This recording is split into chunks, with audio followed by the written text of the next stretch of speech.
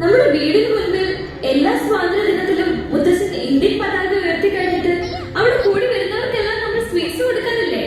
ഞാനത് വാങ്ങുവാൻ പോയതാ. മധുരം വാങ്ങുന്ന കാര്യം ഞാനൊന്നും മുത്തച്ഛ, ഇത് നമ്മുടെ 78ാമത് സ്വാതന്ത്ര്യ വർഷമല്ലേ? അതെ, 78 വർഷങ്ങൾ നമ്മുടെ മണ്ണിന് സ്വാതന്ത്ര്യം ലഭിക്കുമ്പോൾ എനിക്ക് 10 വയസ്സായിരുന്നു പ്രായം. മുൻപ് പറഞ്ഞിട്ടുണ്ട് മുത്തച്ഛൻ. പിന്നെ മുത്തച്ഛന്റെ മുത്തച്ഛൻ ജാലിയൻവാല ബാഗിൽ വെച്ച് ബ്രിട്ടീഷ് പട്ടാളക്കാരുടെ വെടിയേറ്റ് മരിച്ച കഥകളൊക്കെ മുത്തച്ഛി പറഞ്ഞിട്ടുണ്ട്.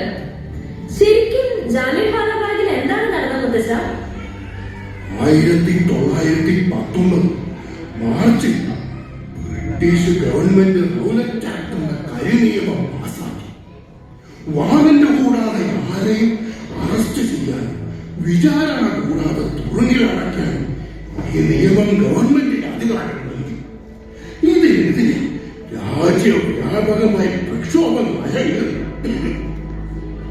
റൗലറ്റ് നിയമത്തിനെതിരെ പോരാടാൻ ഗാന്ധിജി ആഹ്വാനം ചെയ്തു. 1919 ഏപ്രിൽ 13 സിഖുകാരുടെ വൈശാഖി ഉത്സവമായിരുന്നു. അന്ന് അമൃത്സറിനടുത്തുള്ള ജാലിയൻവാലാ മൈതാനത്തിൽ പോലീസ് അതിക്രമങ്ങളിൽ പ്രതിഷേധിക്കാൻ ഒരു പൊതുയോഗം സംഘടിപ്പിച്ചു. ഈ മുത്തച്ഛൻ എന്റെ അഭാവനെ കുട്ടിയിലേക്ക് പോയി.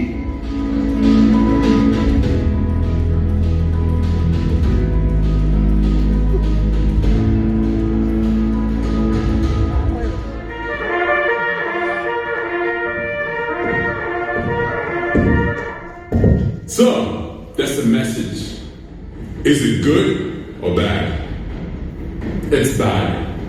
I love hearing bad news. Tell me, a group of people are gathering at Jallianwala Bagh to revolt against us. Oh, how many people? About 10,000. What? Sir, I'm serious.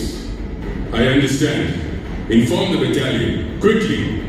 Sir, not a single soul should leave Jallianwala Bagh. Not a single one. Sir, what if their movement is peaceful? It must be turned into a revolt. Understood? Yes, sir.